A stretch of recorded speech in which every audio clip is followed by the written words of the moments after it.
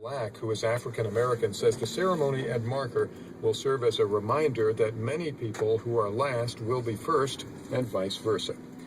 Gasoline prices are up for a 21st straight day. Drivers on average in the U.S. are paying $3.72 per gallon, 24 cents more than before the streak began. I'm Paul Brown, NPR News, Washington.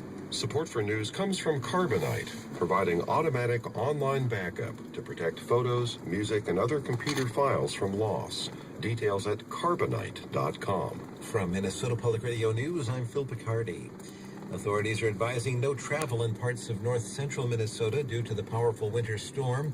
There is a winter storm warning for central and parts of northern Minnesota, and there are winter weather and wind advisories for today. MnDOT says travel is not advised on parts of highways 35, 71, 10, and 169 in north-central into northeastern Minnesota. Accumulating ice and snow are causing some power outages. MnDOT's Kevin Gutnick says commuters should be cautious. In the metro area, the roads are snow covered. There's a little bit of ice underneath that snow. There's compaction. I would highly recommend that folks take extra time this morning. If they can leave for work early, they should. And when you're on the road, take your time. Many schools across central Minnesota, including the Twin Cities, have canceled or delayed classes.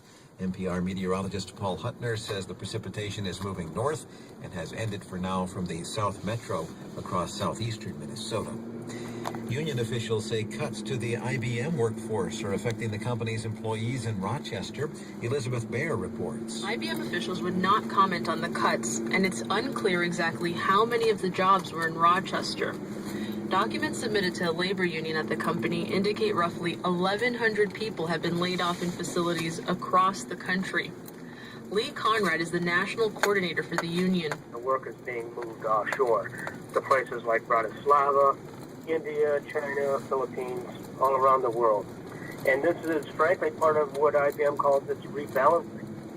The rebalancing from here in the United States and moving the work out of the country. Conrad estimates IBM has about 97,000 employees in the U.S., down from roughly 135,000 5 years ago.